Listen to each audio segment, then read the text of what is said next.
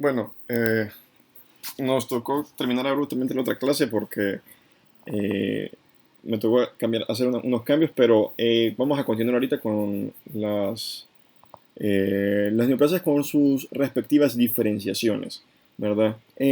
Como ya hemos dicho, ¿verdad? Y vamos a continuar con las neoplasias mesenquimales que presentan una diferenciación hacia tejido adiposo.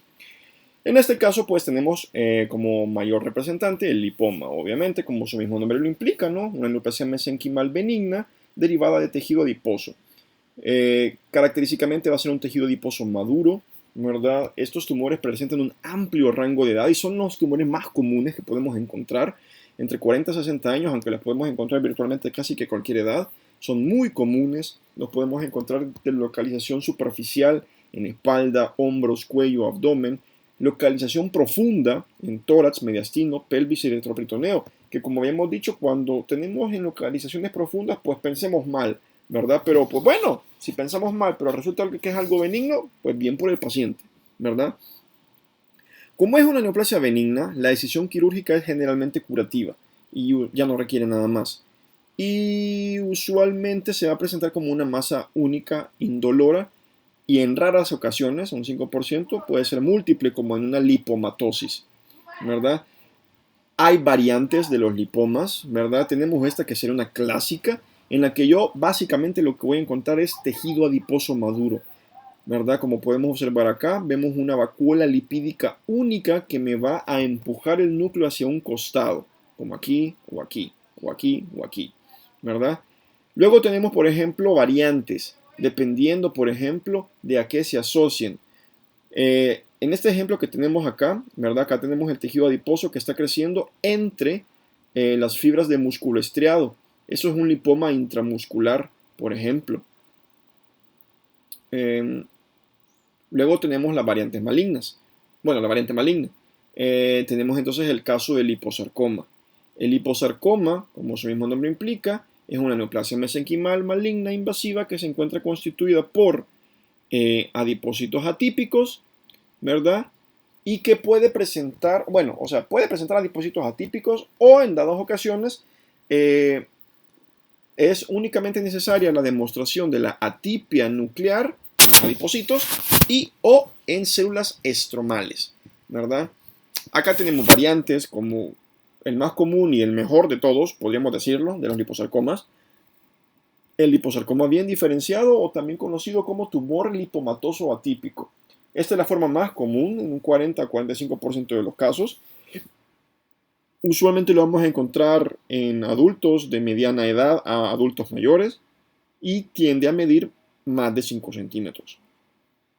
Localizaciones más frecuentes: extremidades, retroperitoneo, cavidad abdominal, región paratesticular y mediastino. Usualmente, como habíamos dicho también, el liposarcoma bien diferenciado, que sería el grado 1 o también conocido como tumor lipomatoso atípico, con solo hacer una decisión quirúrgica amplia, completa, con márgenes negativos, pues ya está curado básicamente el paciente, ¿verdad? Tiene un bajo nivel de recurrencia y de desdiferenciación. La desdiferenciación implica que se vaya a convertir en un sarcoma de mayor grado, ¿verdad? Entonces eso es desdiferenciación y usualmente no es común en el liposarcoma grado 1. Eh, no tiene potencial metastásico, esta es otra ventaja, si lo queremos ver de esa manera. De todos los sarcomas que nos pueden dar, que ojalá que no nos den, el más decente es el liposarcoma bien diferenciado. Característicamente, algo muy habitual de estos es la presencia de los lipoblastos, que ya vamos a ver un par de imágenes más adelante, que son células neoplásicas que van a presentar múltiples vacuolas lipídicas y que le van a eh, conferir una apariencia al núcleo como con indentaciones o mordidas. Ya lo vamos a ver. Luego tenemos variantes. Aparte del liposarcoma bien diferenciado, que sería un grado 1, tenemos el liposarcoma mixoide, que es un grado 2, el desdiferenciado, que es un grado 3, y el pleomórfico, que es otro grado 3, ¿verdad? Acá podemos observar entonces que si el bien diferenciado era entre los 40, 50 años y un poquito más, el desdiferenciado se encuentra en las mismas edades, pero es más común en retroperitoneo y cavidad abdominal. El mixoide es más común en jóvenes a adultos de mediana edad, más que todo en tejidos profundos de extremidades. Y el pleomórfico ya es más frecuente en personas mayores, de 50, ¿verdad? Siempre en esas mismas localizaciones. Podemos entonces aquí observar los lipoblastos. Los lipoblastos básicamente van a ser células neoplásicas con múltiples vacuolas lipídicas que le van a conferir, como dijimos, esa apariencia como de mordidas al núcleo. Vemos acá o mejor aún, aquí. Vemos que tiene múltiples vacuolas lipídicas y que el núcleo entonces presenta este patrón como que si lo hubieran mordido y que tenemos estas mordidas o estas indentaciones nucleares. Muy característico de un lipoblasto. Tenemos acá un liposarcoma desdiferenciado, en el que tenemos un área de un liposarcoma bien diferenciado, grado 1, pero que traslapa, ¿verdad? Con una neoplasia siempre mesenquimal de mayor grado, ¿verdad? Entonces, en este caso podemos hablar de un liposarcoma desdiferenciado, que está pasando de un mejor grado a un peor grado. El liposarcoma mitsoide, que se va a caracterizar por esa extensa degeneración mitsoide estromal asociada a una proliferación vascular muy característica, ¿verdad? Con estos vasitos finos, y que también puede asociarse a la formación de estas células redondas, ¿verdad? Estos lipoblastos redondos. Es muy importante tomar en consideración que estas células recuerdan mucho las células en anillo de sello. Entonces, pues, para alguien inexperto, o si no tengo buenos datos, por ejemplo, si solamente me envían una biopsia que dice tumor y no me dicen de dónde es, y yo veo esto, pues podrían en algún momento pensar que se trate de un carcinoma con células en anillo de sello y no de un liposarcoma. Acá tenemos un liposarcoma también, ¿verdad? Vemos nuevamente estas células redondas, ¿verdad? Que recuerdan mucho a células en anillo de sello. Luego tenemos, nos vamos a otro lado, hacia la diferenciación fibroblástica, ¿verdad? Acá tenemos la fascitis nodular. La fascitis nodular es una neoplasia con diferenciación fibroblástica y o miofibroblástica de naturaleza benigna.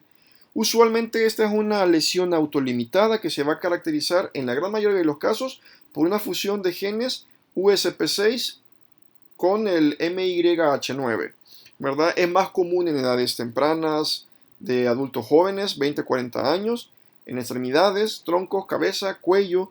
Es un tumor relativamente pequeño, aunque puede presentar rápido crecimiento. Como en la mayoría de tumores benignos, pues la decisión quirúrgica completa es el manejo estándar, con un pronóstico excelente y una recurrencia local rara, a menos que tenga límites positivos, ¿verdad? Como su mismo nombre implica, vemos que tiene ese patrón de crecimiento ligeramente o vagamente nodular. Vemos entonces que está constituido por células fusiformes que se encuentran inmersas en algunas ocasiones en áreas hialinizadas o colagenizadas, o en esta ocasión, por ejemplo, en áreas ligeramente mitsoides. Si yo quiero demostrar, por ejemplo, que una neoplasia presenta diferenciación fibroblástica o miofibroblástica, por ejemplo, por medio de inmunistoquímica, la actina de músculo liso me puede demostrar en algún momento la diferenciación miofibroblástica, ¿verdad?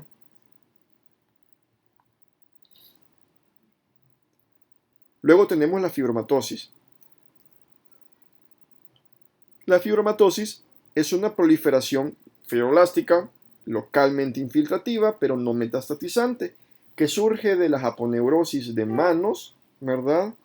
Que es la que nosotros conocemos como fibromatosis palmar o contractura de Dupuytren, ¿verdad? También tenemos la fibromatosis plantar o de los pies, obviamente, que se le conoce como enfermedad de Liederhaus. Entonces, como recordarán, ya hemos hablado un poquito de fibromatosis también en una de las clases pasadas cuando vimos la fibromatosis peniana, ¿verdad? Del cuerpo del pene, que es conocida como la enfermedad de Peyroné. Entonces, básicamente esto es un poco más de lo mismo, ¿verdad? Vamos a encontrar nódulos sólidos, únicos o múltiples, a veces arriba de 3 centímetros.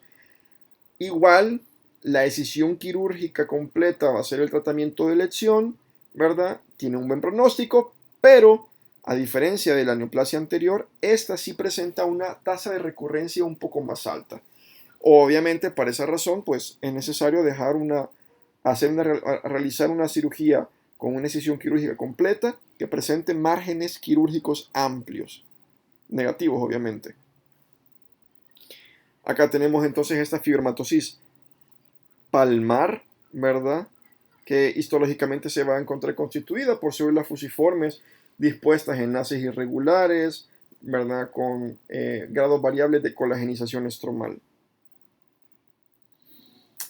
Respecto a su variante maligna, podemos hablar del fibrosarcoma. El fibrosarcoma, pues, es una neoplasia mesenquimal maligna que se va a encontrar constituida por células fusiformes que recuerdan a fibroblastos. El fibrosarcoma básicamente es un diagnóstico de exclusión, ¿verdad? Media vez yo demuestre que no es de nervio periférico, que no es de músculo liso, que no es miofibroblástico, que no es de músculo estriado, que no es fibrohistiocítico, que no es de nada, ya le voy a poder, y si tiene las características histológicas necesarias, le voy a poder poner entonces que se trata de un fibrosarcoma. Los fibrosarcomas carecen de un pleomorfismo nuclear significativo, no por eso van a dejar de ser malignos, pero carecen de una atipia significativa, ¿verdad? Usualmente se van a encontrar en tejidos blandos profundos de extremidades y presentan un 50% de mortalidad.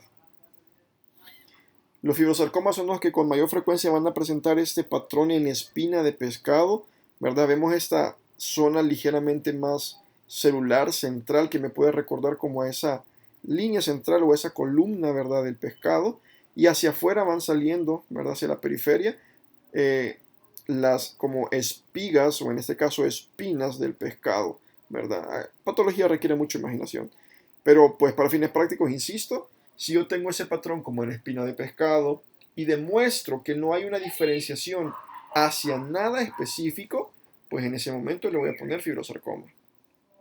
Acá vemos mejor, ¿verdad? Vemos ese como patrón en la espina de pescado nuevamente acá, y que está constituido por células fusiformes que no presentan atipia significativa. O sea, sí son atípicas, pero no son tan feas. Y acá vemos un par de mitosis. Aquí, aquí, ¿verdad?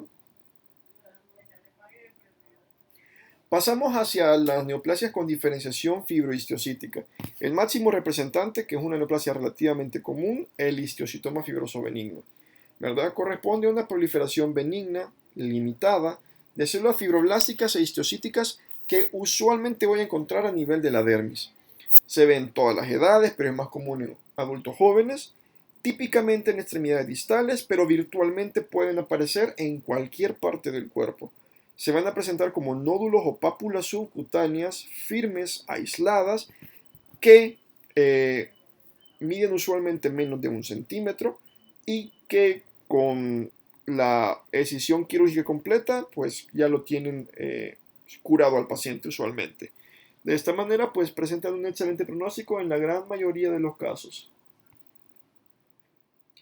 Vemos entonces que presenta ese patrón vagamente nodular con una proliferación fibrohistiocítica, ¿verdad? Yo puedo demostrar entonces acá que hay evidencia de macrófagos, células gigantes multinucleares de tipo Taunton usualmente, entre otras.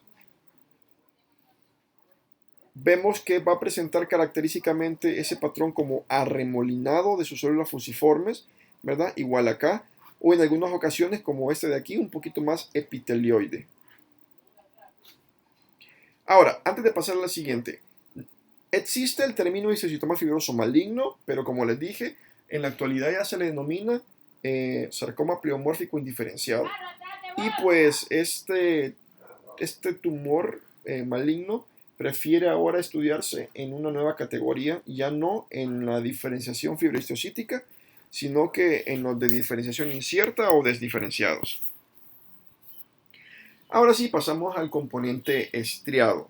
Por ejemplo, el rhabdomioma. Es una neoplasia lobular extracardíaca, ¿verdad? Compuesta por células musculares esqueléticas diferenciadas.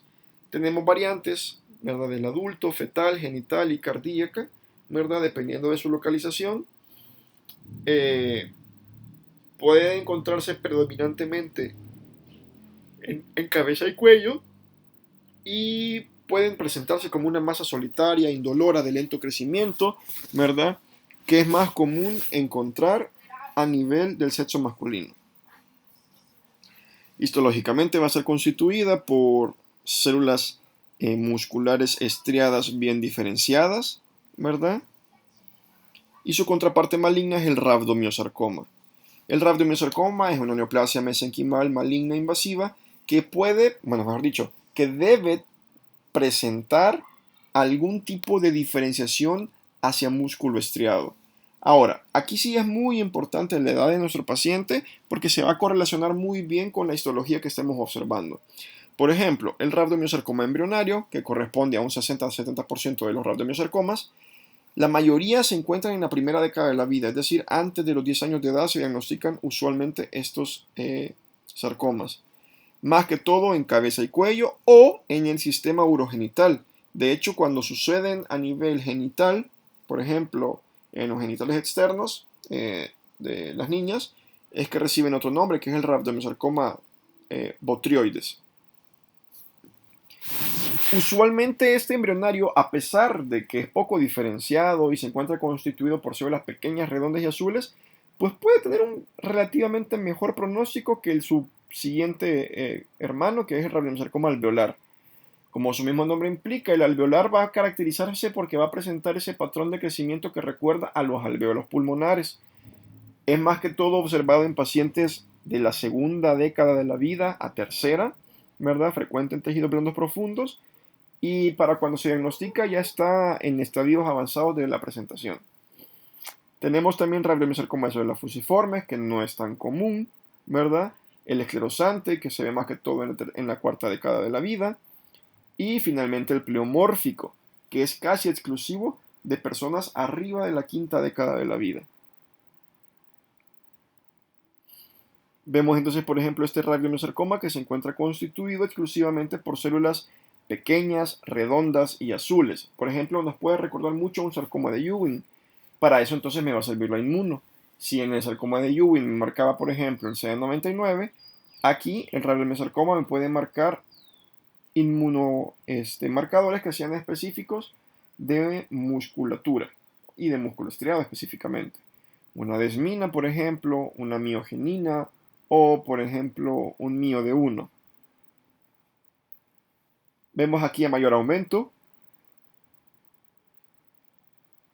que se encuentra constituido por células pequeñas, redondas, azules, ¿verdad? Pero podemos encontrar algunas áreas en las que hay cierta diferenciación muscular o que me recuerda a esas células musculares. Vemos acá entonces este citoplasma eosinofílico, ¿verdad? Relativamente homogéneo, con una apariencia ligeramente estriada, que puede ser como una pista diagnóstica para que yo diga, no, esta neoplasia maligna de células pequeñas, redondas y azules parece más un rhabdo. Tenemos ese patrón alveolar, ¿verdad? Con formación de estos espacios que me recuerdan los alvéolos y que siempre va a estar constituida por células pequeñas, redondas y azules. Nuevamente aquí a mayor aumento, ¿verdad? Las paredes van a estar tapizadas por células neoplásicas que en algunas ocasiones me pueden dar hasta una apariencia como ligeramente papilar. Y más de lo mismo a mayor aumento. Finalmente, el rhabdomyosarcoma pleomórfico se va a caracterizar, como su mismo nombre implica, por la presencia de células francamente atípicas o anaplásicas, ¿verdad? Y que la diferenciación demostrable puede ser únicamente, por ejemplo, a través de un estudio de inmunistoquímica, ¿verdad? Observando positividad, por ejemplo, para miogenina, mioglobina, mio de 1, entre otros. Vemos entonces acá células gigantes multinucleadas, aquí vemos una mitosis tripolar atípica, entre otros.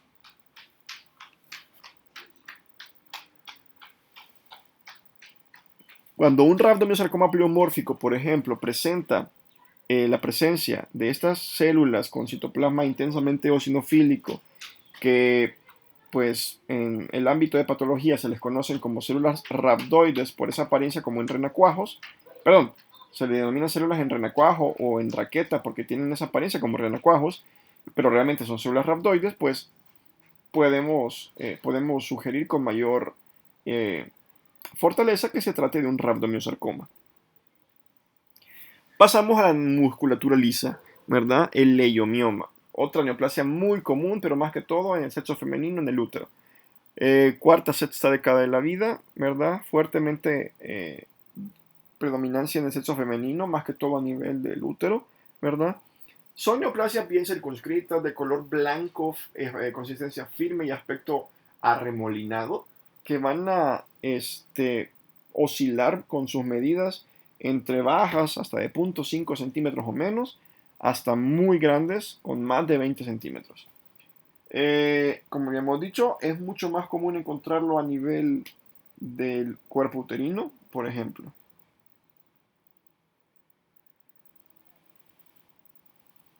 Acá vemos que se va a encontrar constituida por células fusiformes que van a ser dispuestas en haces regulares. En algunas ocasiones pueden tener un patrón ligeramente arremolinado. Y bueno, eh, la inmunomarcación para ese tipo de casos va a ser más que todo para desmina, actina de músculo liso y H. caldesmón.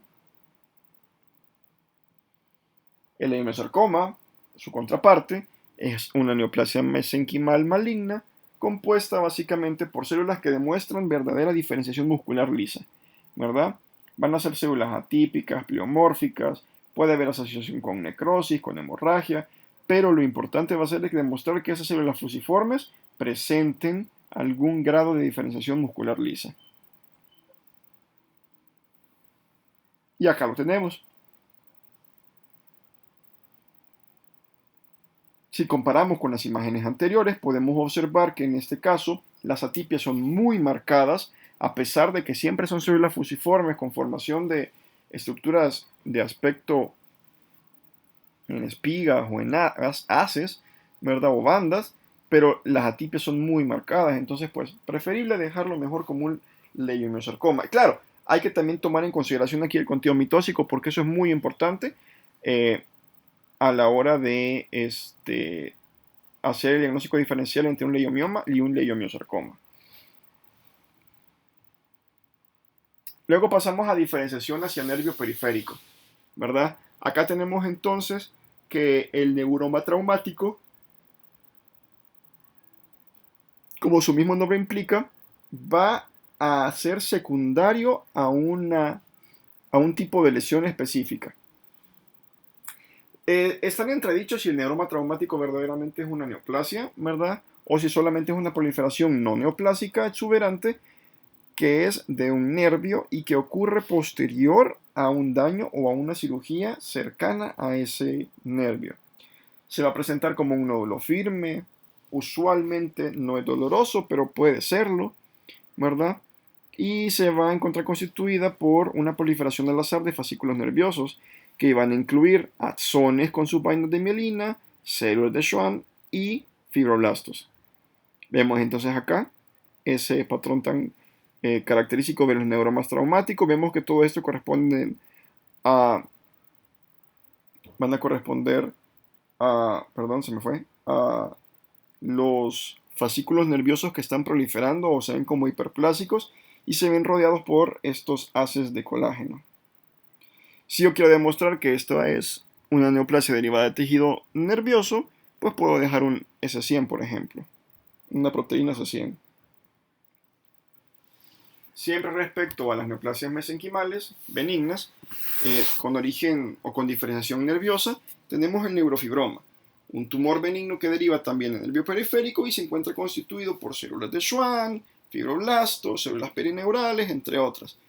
Tiene un amplio rango de edad, pero lo que me interesa es que se pueden clasificar en localizados, que son la gran mayoría de los cutáneos e intraneurales, el 90%, difusos y uno de los más importantes que tenemos que tener en consideración, el plexiforme. El plexiforme es una de las pocas, o es uno de los pocos hallazgos histológicos, ¿verdad? Que son muy sugestivos de una entidad, ¿verdad? En este caso, por ejemplo, cuando estamos hablando de un neurofibroma plexiforme, yo tengo que descartar que la paciente o el paciente no vaya a desarrollarme, por ejemplo, una neurofibromatosis familiar, ¿verdad? O una neurofibromatosis tipo 1. La transformación maligna, es decir, que pase de neurofibroma a un sarcoma del nervio periférico, es rara, pero puede verse asociada a la neurofibromatosis tipo 1. Vemos entonces que característicamente estos tumores van a seguir, ¿verdad?, el rastro ¿verdad? O la forma del nervio del que estén proliferando. Vemos entonces acá arriba cómo viene el nervio, acá abajo cómo termina, y vemos esta gran bolota aquí alrededor. Para fines prácticos, por ejemplo, el neurofibroma es una lesión que no es encapsulada y que se va a encontrar constituida, como hemos dicho, por una población de células elongadas o fusiformes asociadas a fibroblastos, por ejemplo. Más que todo aquí vamos a encontrar, como hemos dicho, células de Schwann. Luego tenemos el schwannoma, ¿verdad? O también conocido como neurilemoma. Este es un tumor muy parecido al neurofibroma, ¿verdad? Solamente que este usualmente es encapsulado, ¿verdad? Siempre va a ocurrir en cualquier edad, 20 a 50 años. Y pues a diferencia del anterior, que como recordarán se asociaba con mayor frecuencia al gen de la neurofibromatosis tipo 1, en esta podemos darnos cuenta que hay una mayor asociación hacia la neurofibromatosis tipo 2. Los hallmarks o puntos claves para decir que se trata verdaderamente de un schwannoma, ¿verdad? Es la presencia de áreas Anthony A y Anthony B, que básicamente van a ser áreas de hiper o hipocelularidad asociadas a la neoplasia. Vemos acá entonces estos tumores, ¿verdad? Que se van a encontrar usualmente no encapsulados, esos sí se van a encontrar encapsulados, los schwannomas, ¿verdad? Bien delimitados y que histológicamente, como habíamos dicho, va a verse una proliferación de células usualmente fusiformes. Y que ahí entraban, como también ya hemos explicado hace un rato, las áreas de Anthony A y Anthony B. Las áreas de Anthony A básicamente van a ser estas áreas mucho más celulares y donde se puede dar la formación de estas empalizadas periféricas. Las áreas Anthony B son las áreas paucicelulares donde casi que no hay mucha célula. Vemos acá al lado izquierdo nuevamente unas áreas Anthony A muy bonitas, ¿verdad? Y aquí a mucho mayor aumento.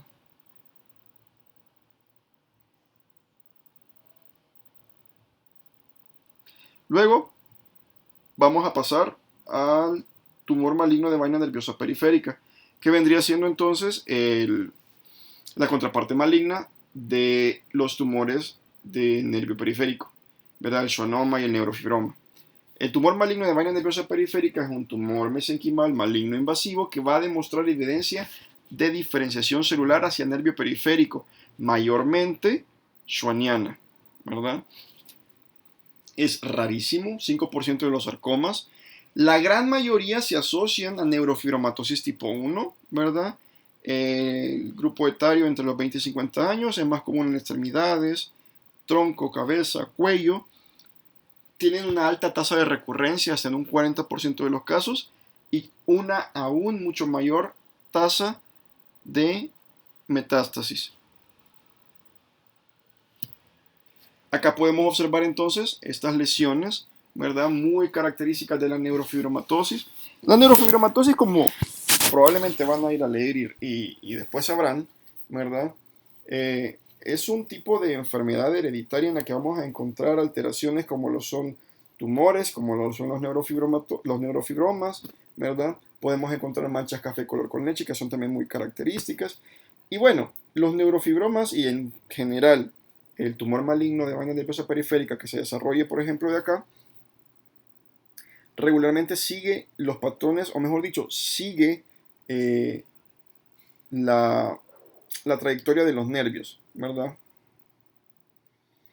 Vamos a observar entonces que se trata de una neoplasia mesenquimal de un aspecto bastante heterogéneo. Podemos encontrar células fusiformes en áreas celulares, en áreas paucicelulares, pero lo importante es, por ejemplo, que yo pueda demostrar histológicamente que hayan áreas Anthony A, áreas Anthony B, y que esto me haga recordar que se trata de un tumor nervioso, ¿verdad? O en dado caso, pues hacer la inmunistoquímica, un S100, ¿verdad? Un CD57, entre otros. Luego pasamos a las neoplasias de origen vascular, por ejemplo, los hemangiomas. Son también muy frecuentes, más que todo en la niñez, ¿verdad? Tienen una alta predilección por cabeza y cuello. Y bueno, hay una gran cantidad de variantes, como el hemangioma capilar lobulado, el hemangioma capilar, el hemangioma juvenil, el granuloma piógeno, entre otros.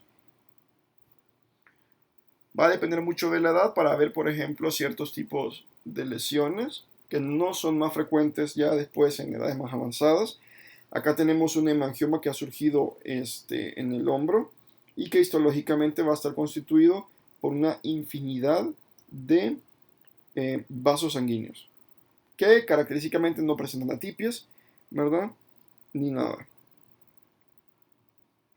Luego tenemos la contraparte maligna, que es el angiosarcoma, una neoplasia mesenquimal maligna invasiva que de alguna u otra manera demuestra evidencia morfológica o inmunofenotípica de una diferenciación vascular o endotelial, ¿verdad? 1 a 2% de todos los sarcomas, usualmente estos pueden surgir posteriores a radioterapia, linfedema, entre otros.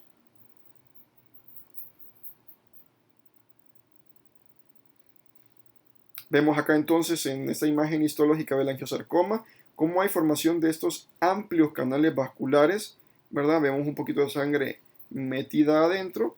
Y bueno, en la imagen de la derecha vemos a mayor aumento cómo estas células neoplásicas van asociándose a vasos sanguíneos o espacios que recuerdan a vasos sanguíneos.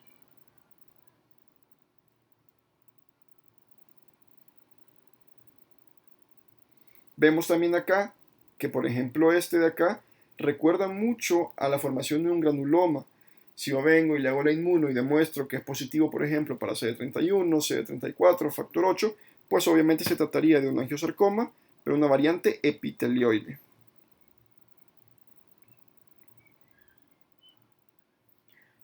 Otra neoplasia maligna, ¿verdad? El sarcoma de Kaposi, ¿verdad? Es una neoplasia vascular usualmente, ¿verdad?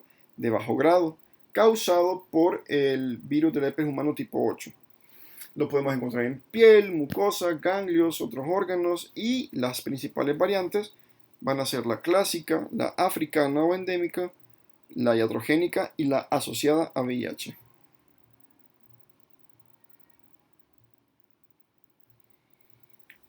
El sarcoma de Kaposi, a su vez, tiene 3 variantes histológicas, ¿verdad? O estadios. El estadio de parche, en el que va a observarse más que todo como una mácula, ¿verdad? O una mancha. El estadio de placa, en el que va a haber un engrosamiento, ¿verdad? Y elevación de la piel. Y finalmente el estadio tumoral, en el que el tumor crece predominantemente ya eh, a lo largo y ancho que tenga. Vemos entonces acá algunas imágenes, como ya habíamos dicho. Este es un tumor que se encuentra íntimamente relacionado con el VIH y específicamente con el virus del herpes humano tipo 8. ¿Verdad? Vamos a poder observar estas placas o estas manchas. Igual aquí ya vemos a nivel histológico que pueden presentar una amplia o una intensa circulación. Luego tenemos el sarcoma sinovial. El sarcoma sinovial entra dentro del apartado de neoplasias con una diferenciación incierta. El hecho que se llame sinovial es porque en su momento, cuando se comenzó a estudiar, se encontró que era preferentemente localizado a nivel de las rodillas, entonces se pensó que derivaba de la sinovia. Posteriormente se demostró que no, ¿verdad? Tienen células fusiformes con diferenciación atípica, perdón, diferenciación epitelial variable, incluyendo formación de glándulas, ¿verdad? Puede formarnos básicamente 2 patrones distintos, un patrón mesenquimal y un patrón glandular. 5 a 10 de todos los sarcomas, ¿verdad? 10 a 40 años. Hombres es mucho más frecuente que mujeres, ¿verdad? Ahí creo que sí se me fue, perdón. Ok. Se va a observar como masas carnosas de color blanco grisáceo, ¿verdad? Va a depender específicamente de la localización, pero que histológicamente yo puedo encontrar presencia de ambos componentes neoplásicos. Un componente de índole glandular, por ejemplo este, y un componente netamente estromal o mesenquimatoso.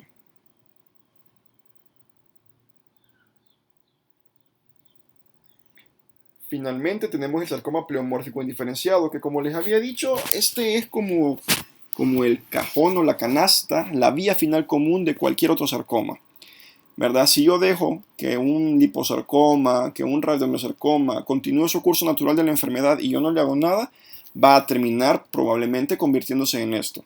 Estos son sarcomas de alto grado, todos son grado 3, que se encuentran constituidos por células poligonales y fusiformes completamente pleomórficas que no demuestran ningún tipo de evidencia identificable hacia una línea específica de diferenciación. Es decir, es un diagnóstico de exclusión al igual que el fibrosarcoma. Se ve más que todo en personas mayores, más que todo en tejidos profundos, ligeramente más común en hombres y pues bueno, histológicamente se va a caracterizar porque va a haber una alta atipia, ¿verdad? Un intenso pleomorfismo, ¿verdad? E insisto, no hay una demostración de alguna línea de diferenciación específica, ¿verdad? Insisto, este básicamente va a ser también un diagnóstico de exclusión cuando yo ya acabé de descartar cualquier otra posibilidad.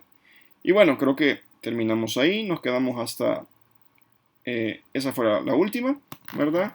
Cualquier duda nos las hacen saber y pues pasen feliz tarde.